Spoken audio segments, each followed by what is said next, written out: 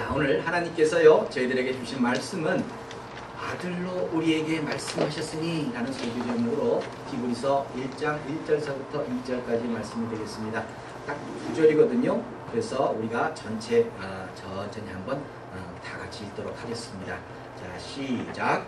옛적에 선지자들로 여러 부분과 여러 모양으로 우리 조상들에게 말씀하신 하나님이 이 모든 날 마지막에 아들로 우리에게 말씀하셨으니 이 아들을 만유의 후사로 세우시고 또 저로 말미암아 모든 세계를 지으셨느니라. 아멘. 아멘. 자, 우리 주위분들 오시고요. 예, 메리 크리스마스. 즐거운 성탄절입니다. 인사드리겠습니다. 메리 크리스마스. 메리 크리스마스. 즐거운 성탄절입니다. 자, 평안하셨습니까? 예, 평안하셔야 됩니다. 자, 사랑하는 우리 향기로운 교회 성도 여러분, 2012년 성탄절을 맞이해서 진심으로 축하와 감사의 마음을 전합니다. 오늘은 우리 구주 예수님이 우리의 마음속에 우리의 교회와 가정과 우리의 삶의 현장에서 새롭게 태어나셨습니다. 우리는 2012년 예수 그리스도의 탄생을 맞이해서 예수님에 대한 새로운 정체성을 가져야 할 것 같습니다. 예수님은 우리의 소망이 되시고 우리의 삶에서 능력이 되십니다. 반대로 그러면 예수님은 우리를 어떻게 보실까요? 참 궁금하죠? 우리를 어떻게 생각하실까? 예. 사도 바울이요 이런 말을 합니다. 데살로니가 전서 2장 19절에서 보시면 데살로니가 교회 성도들에게 말씀하기를 우리의 소망이나 기쁨이나 자랑의 면류관이 무엇이냐. 그의 강림하실 때가 언제죠? 예수님이 재림하실 때, 예수님이 다시 오실 때 우리 주 예수 앞에 너희가 아니냐라고 얘기를 하고 있다는 거죠.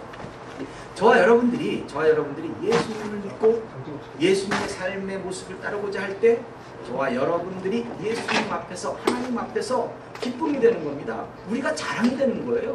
네. 이런 기쁨의 열매가 된 자로 우리 모두가 새로운 소망을 가지시고 또 2013년에는 여러분들이 소원하시는 모든 간구가 이루어지시기를 예수님 이름으로 축원합니다. 아멘. 자, 오늘 본문 말씀을 보시면 하나님은 예수님을 보내시기 전에 하나님이 예수님을 보내시기 전에 하나님의 백성들을 간섭하시던 이 방법으로 여러 가지 하셨죠.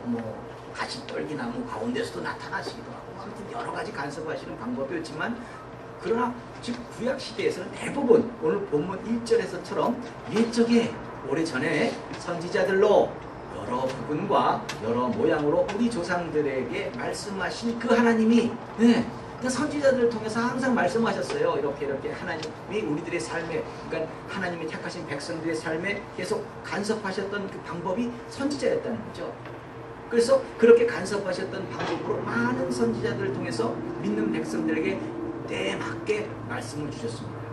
예, 그랬는데 이렇게 하나님의 택하신 백성들을 간섭하셨지만 그 하나님이 본문 2절에서 어떻게 하셨다? 이제 이 모든 날 마지막에 아들이 누구예요? 예수님이죠. 아들로 우리에게 말씀하셨으니 결국 예수님은 뭐죠? 이 시대의 하나님의 메시지라는 거예요. 이제 더 이상 선지자는 없어요. 예수님이 이제 마지막. 이제 모든 선지자들을 통해서 하나님이 말씀을 선포하시던 그 모든 시대는 끝난 거예요. 예수님이 아들로 우리들에게 말씀하셨으니까 그렇게 됐다는 거예요. 그래서 예수님은 선택한 하나님의 백성들을, 즉 저와 여러분들을 구원하시고자 하는 하나님의 메시지이기도 하고 또 믿음의 백성들이 하나님이 약속하신 그 축복의 열매를 누리도록 길을 제시하는, 방향을 제시하는, 인생의 방향을 제시하는 그야말로 삶의 본이 되시는 분이 예수님이라는 거죠. 그래서 성도는요 예수님이 사셨던 그 모습을 따라 살아야 한다는 겁니다. 그리고 하나님은 이 아들을 만유의 후사로 세우시고, 즉 그리스도는 뭐예요? 하나님의 상속자세요. 그러니까 이 세상을 창조하셨지만 또 이 세상의 모든 걸 또 관리하시는 분도 이제는 예수님이라는 거죠. 그러니까 이 세상의 모든 걸 관리하시는 예수님께 우리는 또 그 삶의 모습을 따름으로 그 축복을 받게끔 되어 있겠죠. 하나님께서는요 자신이 만드시고 운행하시는 이 모든 세계를 아들에게 상속해 주셨습니다. 그런 얘기가 되는 거예요. 그렇기 때문에 예수님이 육신의 옷을 입고 살아내셨던 그 삶의 모습에서 성도는 하나님의 음성을 들어야 한다는 겁니다. 또 저로 말미암아 모든 세계를 지으셨느니라는 이 말씀의 의미는요, 그리스도께서는 온 우주의 창조주이시며 만물의 존재의 근원이 되신, 예, 그렇죠? 그 근원이 되심을 나타내고 있는 거예요. 그래서 요한은 예수님을요, 이런 예수님을 한마디로 말씀, 예수님 자체가 말씀이라고 이렇게 표현했어요. 여러분들 뭐 신앙생활 오래 하신 분들이 금방 무슨 말인지 알겠습니다만, 예, 말씀, 사람이 말씀? 이게 또 무슨 소리야? 이해가 안 되실지 모르겠습니다만, 사람이 어떤 말씀대로 살아요. 그럼 이 말씀대로 사는 그 삶의 모습을 보고, 아, 저 사람이 이렇게 사는 건, 아, 예수님이 이렇게 하라고 그랬구나, 하나님이 이렇게 하라고 그랬구나, 이게 나타나는 거 아니겠어요? 그러니까 육신이 말씀이 됐다는 얘기는 예수님의 삶의 모습 자체가 다 말씀이라는 거예요. 하나님 말씀하신 대로 다 살아냈다는 거죠. 아무튼 그래서 요한은 예수님 한마디로 말씀이라고 표현했습니다. 요한복음 1장 14절에 보시면, 말씀이 육신이 되어 우리 가운데 거하심에 우리가 그의 영광을 보니, 예수님을 바라보니, 예, 아버지 독생자의 영광이요 은혜와 진리가 충만하더라 라고 표현했던 거예요. 또 요한이 볼 때는 그렇게 보이는 거예요. 네, 맞죠? 그렇죠? 성도가 예수님을 믿는다는 것은 결국 하나님이 하신 약속의 말씀을 믿는 거예요. 우리가 뭐 예수 믿어 해가지고 뭐 다른 게 있어요? 하나님께서 너희들 이렇게 살아, 이렇게 살면 이렇게 축복해 줄게 라고 그것을 믿고서 우리가 그렇게 살아낼 때 그 축복을 받는 거죠. 성도가 하는 일은 그런 거예요. 라고 말하면 약속의 말씀을 믿고 우리 성도가 그렇게 살아내는 것이 성도가 예수님을 믿는다는 것이죠. 그렇게 되는 거죠. 이렇게 말씀이 육신이 되어 우리에게 오신 하나님의 아들, 그 하나님의 아들이 예수님이 오늘 말구유에서 태어나셨습니다. 그런데 세상에 많은 사람들은 이 성탄을 기점으로 말입니다, 자신들의 유의에 빠져서, 즐거움에 빠져서 아주 하늘을 마무리하고 있어요. 어떻게? 흥청망청, 예, 비몽사몽, 거의 정신없이 살아가는 거죠. 여러 가지 그런 식으로 정신없이 보내고 있습니다. 그러나 신정 하나님이 택하신 성도에게 이 성탄은 매일매일의 삶에서 새롭게 다가와야 한다고 생각합니다.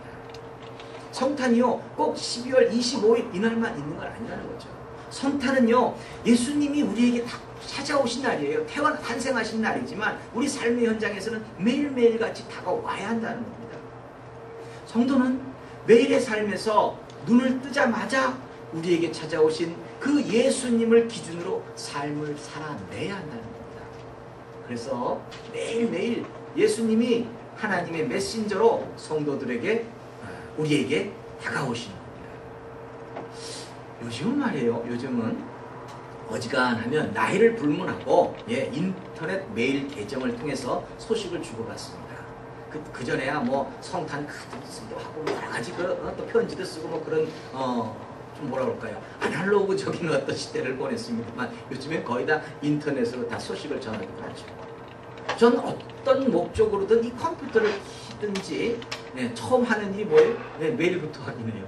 메일 계정이 제가 한 10개는 될 거예요. 가끔 계정을 가지고 있는 게. 그러니 그 옛날에 그 국정원 뭐라고 하는 친구들 한 40개 그 아이디를 가지고 있다고 막 민주당에서 어쩌고저쩌고 그러는데, 저는 아무 당 소속도 없는데 10개를 가지고 있는데. 자, 그렇죠? 아무튼 그래요. 저는 그래서 그 컴퓨터를 킬 때마다 항상 메일을 체크합니다. 습관적으로 그렇습니다. 그런데 컴퓨터를 통해서 메일을 주고받는 일이 사실은 오래된 일이 아니에요. 1971년 레이 탐린슨이라는 사람이 컴퓨터 사이의 상호작용 방식 이런 것에 대해서 실험을 하고 있었는데, 그 실험의 결과라는 겁니다. 그러니까 한 41년 전에 처음 시작되었던 겁니다. 이 사람은 이 통신망을 통해서요, 자기의 컴퓨터에서 사내의 다른 부서에 메시지를 이제 보냈는데, 그것이 역사상 첫 번째 이메일이었다고 합니다. 수십 년이 지난 이 오늘날에는 수십억 개 이상의 이메일이 매일 전달되고 있는데, 수십억 개가 지금 막 움직이고 있는 거예요. 대단한 거죠. 네. 근데 이제 그렇게 또 역사가 이제 좀 쌓여져 나가면서 뭐 좀 문제도 있긴 해요. 아무튼 근데 지금은 어떻습니까? 거의 가족이나 뭐 친구들로부터 중요한 소식을 담고 있는 그렇게 좀 건전하고 좋은 이메일도 많이 있지만 원치 않는 광고, 스팸 메일이죠. 원치 않는 광고나 이 파괴적인 바이러스를 전달하는 것도 상당히 많이 있습니다. 그만큼 세상이 더 악해져서요. 이 사이버 공간에서도 악은 판을 치고 있는 거죠. 그래서 요즘은 뭐라고 합니까? 이메일에 관한 기본 법칙으로 발신자를 믿을 수 없다면 열지 말라. 경고 메시지가 있잖아요. 그 클릭 잘못하면요. 예, 괜히 뭐 그야말로 엉뚱한 메일이 계속 들어오는 거예요. 그거 참 고생합니다. 아무튼 그런 거 열면 악한 것에 시달리게 됩니다. 자, 이쯤에서 예수님은 하나님, 이런 맥락에서 하나님이 매일같이 택하신 성도들의 삶을 간섭하시는 메시지라는 거예요. 네, 예수님을 통해서 매일같이 지금 이메일을 보내고 계시는 거예요. 네, 성도에게 이 메시지만큼만은 안심하고 여실 수 있다는 겁니다. 아니, 여실 수 있다는 게 아니라 열어야 한다는 거죠. 그래야 하나님의 음성을 듣고 성도는 바른 길을 살아낼 수가 있다는 겁니다. 자, 그러면 지금 우리에게 주시는 예수님이라는 메시지는 대체 뭡니까? 예수님이 지금 우리들에게 무슨 메시지를 주고 계실까요? 물론 각자의 삶 속에서 최선의 메시지를 항상 다르게 필요한 대로, 왜? 각자 다 틀리니까. 삶의 모습이 틀리고 추구하는 게 틀리고 다 틀리니까 그렇게 각자 다 다르게 필요한 대로 하나님은 주시지만 궁극적으로 누구나가 간직해야 하는 이 예수님이라는 메시지는 대체 무엇이냐 이거죠. 그걸 우리는 매일같이 열어봐야 된다는 거죠. 이메일을 열듯이. 이것을 정확하게 알고 유지를 해야 성도는요, 하나님께 간구했던 모든 기도 제목을 응답받을 수 있는 거예요. 이 메시지대로 살지 못하게 된다면 아무리 예수 믿어, 난 예수 믿는 사람이야 해도 아무것도 아니에요. 여러분들이 간구하는 기도 제목을 해결받는 키포인트는 예수님과 부자 청년과 제자들의 대화 속에 있습니다. 거기서 한번 찾아보시자고요. 여러분들에게 오늘은 대체 이 예수님이 나의 인생에서 주는 메시지가 무엇인지 찾아내셔야 되는 거예요. 이 부자 청년의 이야기를 보면 그래요. 부자 청년의 입장에서는 뭐 따지고 보면은 그래요. 맨 처음에 뭐라고 물어보냐면 예수님께서 예수님에게 이제 부자 청년이 찾아옵니다. 찾아와가지고 어떻게 하면 내가 영생을 얻겠냐고 묻습니다. 이 부자 청년이라고 말하는 이 복음서에는 마태복음이 그래요. 그 다음에 마가복음, 누가복음은 다 관원이라고 그래요. 젊은 관원이라고 표현되어 있어요. 요한복음은 표시 없어요. 저는 지금 이 부자 청년이라는 걸 마태복음에서 딱 왔고요. 그 다음에 인용되는 말씀은 누가복음을 이제 인용할 거예요. 우리 목사님 말이야 없는데 부자 청년 아닌데 뭐 그러지 마세요. 자, 아무튼 이 부자 청년의 입장에서 기도 제목은 뭐예요? 내가 천국 가고 싶다는 거예요. 내가 영원히 살고 싶다는 거예요. 그러니까 이걸 물어보러 오는 거예요. 당신이 하나님의 아들이니까 알 거 아니냐고요. 가르쳐 달라는 거죠. 내가 어떻게 하면 영생을 얻겠습니까? 라고 묻죠. 이때 예수님은 첫 번째로 이런 답을 주십니다. 누가복음 18장 20절에서 네가 계명을 안 하니 간음하지 말라, 살인하지 말라, 도둑질하지 말라, 거짓 증거하지 말라, 네 부모를 공경하라 하였느니라. 이렇게 계명을 쫙 나열해주세요. 이게 뭡니까? 이게 뭐예요? 말씀에 기록되는 대로 살아내라는 거예요. 여러분들 하나님의 그 축복은요, 하나님이 주시는 그 영생을 얻고 축복을 받겠다고 한다면 어때요? 하나님의 말씀대로 살지 않고 있으면서 하나님 나 주세요. 이건 얘기가 안 되는 거죠. 하나님의 말씀, 하나님이 제시한 그 약속의 말씀대로 살아내야지만 하나님이 축복하시는 거죠. 만약에 안 산다, 난 그렇게 살고 싶지 않다 그러면 하나님이 여러분들을 축복하실 일이 없어요. 이런 것을 이렇게 한번 생각해 볼 수 있습니다. 자식이요, 아무리 예뻐도 부모를 거역하면, 재산이 있는 부모라면 하루에도 12번씩 마음이 왔다 갔다 합니다. 이놈한테 줄까? 이놈 좀 잘하는데 저놈한테 줄까? 그 저놈이 옛날엔 잘했는데 지금은 형편없어 하면 이번에 유서 바꿔야지. 뭐 이런 거 많아요. 그래서 미국 사람들은요, 이 새해가 되기 전에 1년에 한 번씩 유서를 바꾼답니다. 여러분들 참고하세요. 아무튼 그래가지고 계속 자식하는 거 봐서 하는 거죠. 근데 아니 하나님 입장에서도 마찬가지예요. 우리가 아버지라고 그러잖아요, 하나님을. 근데 아버지 하나님이 볼 때 이런 말씀들이 1년 내에 잘 사는 것 같더니 저기서 삐딱하네. 좀 그래 라고 한다면 줄까 말까 그러시지 않겠어요? 같은 맥락인 거죠. 아무튼 이 권면의 말씀에 이 청년은 당당하게 얘기해요. 예, 지금까지 다 지켰습니다. 계명의 말씀은 잘 지켰습니다. 그렇게 얘기를 하죠. 그러고 난 다음에 예수님은 두 번째로 제안을 합니다. 이 두 번째 제안은 누가복음 18장 22절에서 내게 있는 것을 다 팔아 가난한 자들을 나눠주라. 그리하면 하늘에서 보화가 내게 있으리라. 그리고 와서 나를 쫓으라. 이렇게 말씀하세요. 이 청년이 여기서 걸려버리는 거예요. 여기서 걸리는 거예요. 말씀대로 살아냈다고 하는 이 청년이 이 제안에는 걸려버립니다. 왜 그렇겠어요? 왜 그렇겠어요? 자신의 재물을 다 팔아서 가난한 자들에게 주라는 말에 걸리는 겁니다. 이 말씀 한번 보세요. 야, 그렇다면 영생을 얻기 위해서 어떻게 살아야 합니까? 하고 물어봤는데 재산을 말씀대로 살았느냐? 예, 말씀대로 살았습니다. 그럼 네가 가지고 있는 모든 거를 다 나눠주고 나를 따르라. 그랬더니 여기서 하는 거죠. 네. 이때 이 부자 청년은 어떻습니까? 네. 실망하는 거예요. 또 우리가 보기에도 이 말씀을 그대로 딱 보면 그렇다면 뭔가 무소유여야지만 영생을 얻고 간구하는 소망을 이루게 된다. 뭐 이렇게도 들리게 된다는 거죠. 그래도 들리게 되죠. 아무튼요, 이 말씀에 이 청년은 근심하고 떠나갑니다. 이 모습을 보시고 예수님은 안타까워하시는 거죠. 탄식하면서 예수님은 이렇게 말씀하십니다. 누가복음 18장 24절에서 예수께서 저를 보시고 가라사대 재물이 있는 자는 하나님의 나라에 들어가기가 어떻게 어려운지 이렇게 하면서 안타까운 심정을 얘기했어요. 조금만 더 잘하지. 이게 되는데. 예. 이쯤 하면 또 우리도 어떤 생각이 들어요? 재물이 있는 자? 이게 기준이 이 재물이 있는 자라는 기준이 뭐 집을 가졌느냐 안 가졌느냐 뭐 어떤 기준인지 모르지만 어느 정도일지 모르지만 지금 여기에서 이 재물이 있는 자라는 말에 딱 그것이 그야말로 영생을 얻게 되는 기준이라고 한다면 여기에서 예배드리는 분들은 안심할 단계가 아니에요. 그렇지 않겠어요? 우리도 천국에 갈 수 없어요. 어떻게 보면 홈레스 정도는 돼야 그래도 경쟁적으로 내가 천국을 좀 넘나볼 수 있는 거지. 재물이 없으니까 그 사람들은 그렇지 않습니까? 근데 좀 이상하지요. 뭔가 좀 이상하지 않습니까? 지금 이게 뭘까요? 뭔지 모르지만 지금 예수님이 말씀하시고자 하는 게 이게 뭐냐 이거죠. 우리가 알고 있는 서기왕, 락펠러, 이 사람은 죽었음에도 불구하고 지금까지요 엄청나게 하나님의 일을 그 재물이 하나님의 일을 위해서 쓰임 받습니다. 뭐 철광왕, 카네기 이 사람들도 다 그래요. 이런 사람들이 크리스찬 사업가로 지금까지 이 사람들이 다 죽었음에도 불구하고 얼마나 하나님의 사업에 쓰임을 받고 있어요.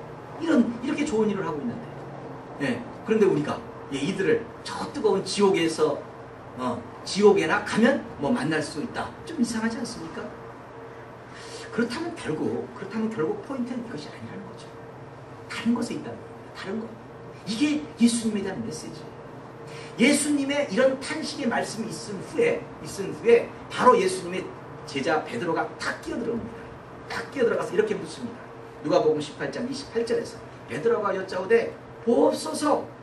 자신들을 보라는 거예요. 이제 의기양양한 거죠. 우리가 우리의 것을 다 버리고 주를 쫓았나이다. 베드로는요 예수님이 하실 그 긍정의 답, 우리가 영생을 얻을 사람이라고 이 긍정의 답을 얻고자 이렇게 물었던 겁니다. 자신들은 다 버렸습니다. 천국에 갈 사람들이다. 어부도 그만두고 뭔가 생계를 위해서 자신들이 추구한 모든 걸 다 버렸죠. 가족들도 그냥 그만두고 예수님을 쫓았으니까 말입니다. 만약에 이것이 사실이라면, 그래서 모든 걸 다 버리고, 그래서 요즘에는 뭔가 이단이라는 사람들, 그 이상한 사람들은 모든 걸 다 버리고 오라고 그래요. 옛날에 그래서 신앙촌 같은 거 이런 게 다 이런 거였어요. 이게 지금 잘못 해석을 하면 이상하게 돌아간다는 거죠. 모든 걸 다 버려야지만 천국 간다? 말이 안 된다는 거죠. 만약에 이것이 사실이라고 한다면 베드로의 이 말에 예수님은 인정하셨어요. 그래, 너희들은 분명 다 천국에 갈 거야 라고 이렇게 한마디쯤은 해주셨어야 될 거예요. 왜? 그 말이 맞다며. 근데 예수님은 베드로의 이 말에 어떤 부정도 어떤 긍정도 없이 다른 말을 해버리십니다. 이걸 잘 보셔야 돼요. 말씀을. 이것은 틀렸다는 것보다 말의 포인트가 다르다는 거예요. 내 뜻이 지금 그 뜻이 아니야. 이 얘기를 하는 거예요. 지금 예수님은. 너희들이 지금 그건 뭐 아니라고 할 수도 없지만 뭐 그것도 기라고 할 수도 없지만 내 뜻은 그게 아니야. 지금 이 포인트라는 거죠. 조금 어려운 말씀이긴 하지만 뭐 신앙생활 오래 안 되신 분들은 그렇지만 중요한 메시지예요. 예. 진의가 다른 곳에 있다는 거예요. 이어서 하시는 말씀이 뭐라고 되어 있냐면 바로 이어지는, 그러니까 베드로 입장에서 우리가 천국 가는 거 맞죠? 대답을 딱 안 하시고 바로 뭐라고 그러냐면 누가복음 11장 9절부터 30절까지 말씀에서 이르시되 내가 진실로 너희에게 이르노니, 내가 진짜로 내가 너희들한테 가르쳐 주는 거야. 하나님 나라를 위하여 집이나 아내나 형제나 부모나 자녀를 버린 자는 금세에 있어 여러 배를 받고 내세의 영생을 뵙지 못할 자가 없느니라 하시느니라. 이렇게 딱 얘기해요. 거기서 잘못 딱 들으면 어때? 뭘 또 다 버려야 돼? 그렇죠. 근데 이 말씀에서 저와 여러분들은 예수님이 주시는 이 메시지의 진실이 무엇인지를 찾아내야 하는 겁니다. 포인트는요, 하나님 나라를 위하여에 있는 거예요. 이 말씀을 보시면 이웃과 형제를 사랑하라는 것이, 위로는 하나님 사랑, 아래로는 이웃을 사랑하라는 게 계명이에요. 이렇게 살라고 하는 그 분이 모든 걸 다 버려라, 형제를 다 버려라? 말이 이상하잖아요. 이걸 계명이라고 이렇게 지키고 살라고 하시는 그 하나님이 형제를 버려야 한다고 말하면 말이 앞뒤가 맞지 않는 거 아닙니까? 자신의 아내도 버리고 부모와 자녀와 모든 걸 다 버리라는 말이 진짜 말씀 그대로라면 여기에 모여있는 사람들 천국 갈 사람 하나도 없어요. 앞에 부자 청년에게 하신 말씀에서 진짜 부자가 라는 말이 그대로 돈 많은 사람들이라는 그 의미라면 적어도 홈레스가 아니면 그 누구도 천국에 가지 못한다는 얘기가 나온다는 거죠. 그런데 이것은 아니지 않습니까? 그럼 예수님의 메시지가 뭐예요? 우리에게 주시는 매일같이 다가와야 되는 그 메시지가 대체 뭐냐는 거죠. 그렇죠? 자, 이제부터 우리는 말씀이 육신이 되어 오신 예수님에 대한 메시지를 찾아내야 합니다. 문제는 하나님 나라를 위하여예요. 하나님 나라를 위하여라는 것입니다. 삶의 우선순위가 오직 예수여야 한다는 겁니다.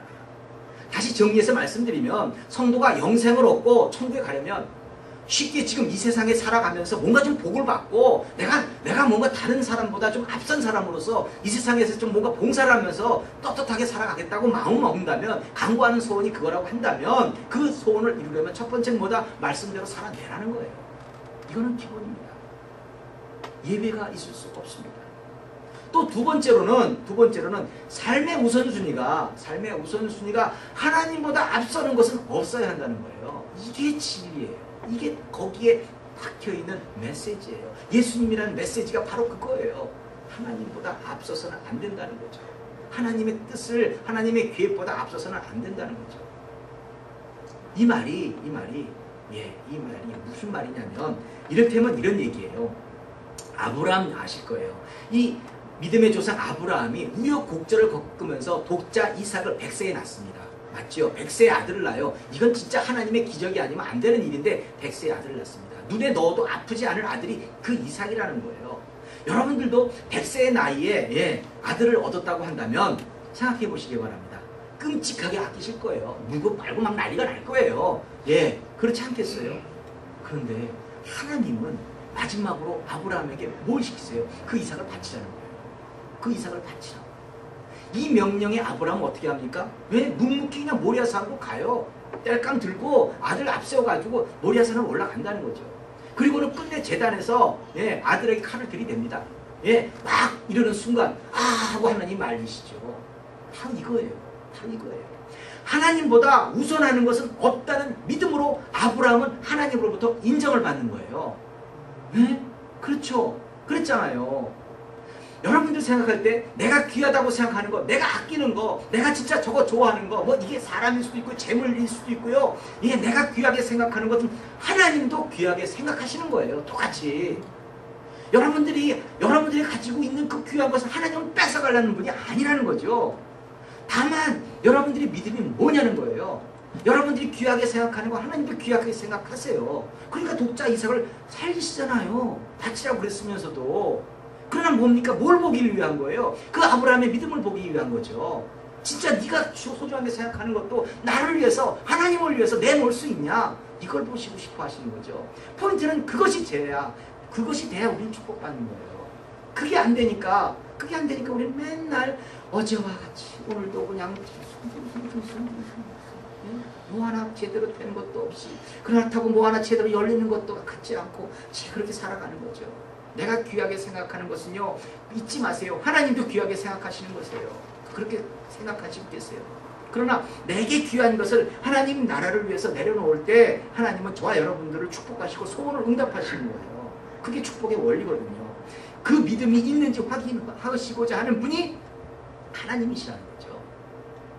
부자 청년은 삶의 우선순위가 뭐였어요? 재물이었어요.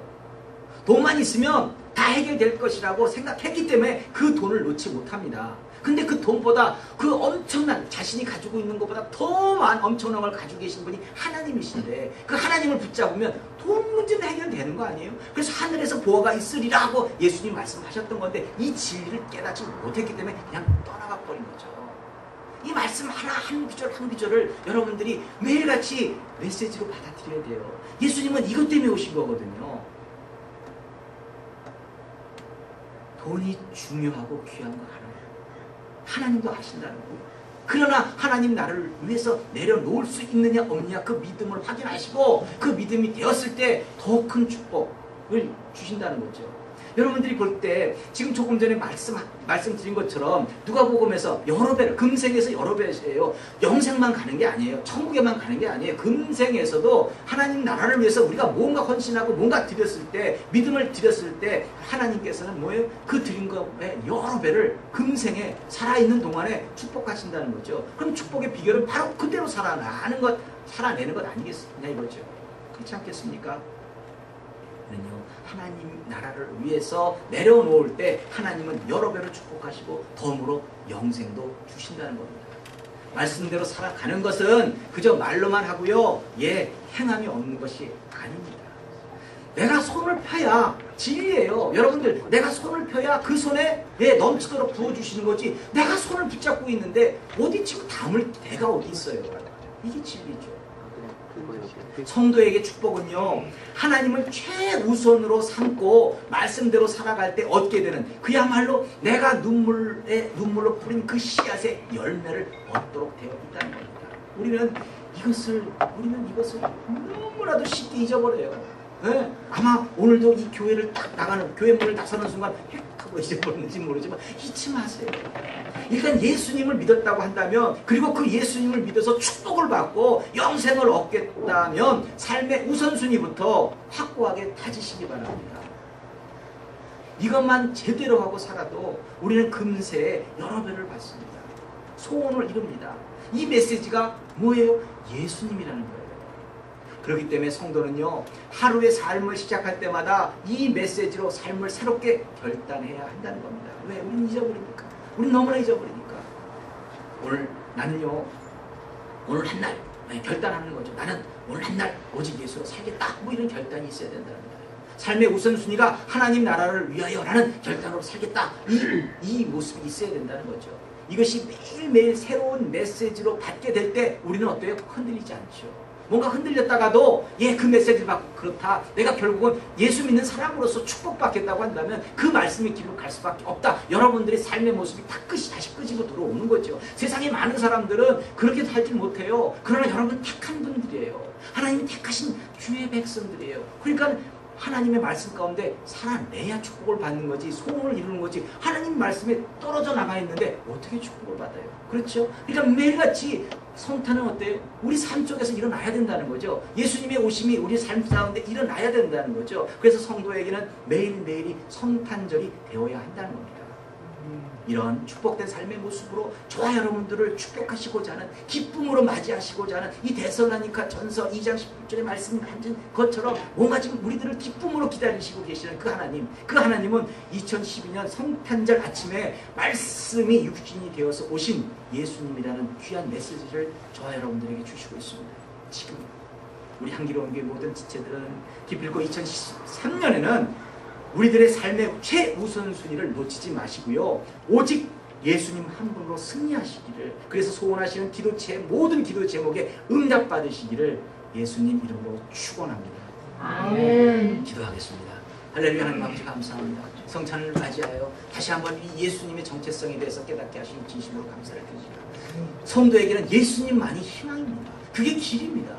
그쪽을 향하여 저희들이 살아내야 하나님 저희들로 하여금 하나님이 예비하신 모든 축복을 받게끔 되어 있습니다. 이 말씀을 잊지 않게 하시고 매일매일 삶에, 세상에 많은 사람들은 12월 25일을 기념해서 그냥 흥청망청하는 날로 될지는 모르겠습니다만, 우리 성도에게는, 하나님이 택하신 성도에게는 매일매일이 성탄의 기쁨으로 살아갈 수 있도록 도와주시옵소서. 하나님의 말씀 가운데 승리하는 저희들의 삶이 될 수 있도록, 매일매일을 승리하는 저희들의 삶이 될 수 있도록 인도하여 주시어서 저희들이 간구하는 이 기도의 제목들을 하나님 나라를 확장하기 위해서 쓰임받고자 몸부림치는 저희들을 하나님 굽어 살피시고 하나님의 은혜 가운데 축복하여 주시옵소서. 하나님을 위해서 살고자 몸부림치는 아버지 귀한 청년들이 이곳에 있습니다. 하나님 이들을 축복하여 주시옵소서. 감사하며 이 모든 말씀 예수님 이름으로 기도드립니다. 아멘.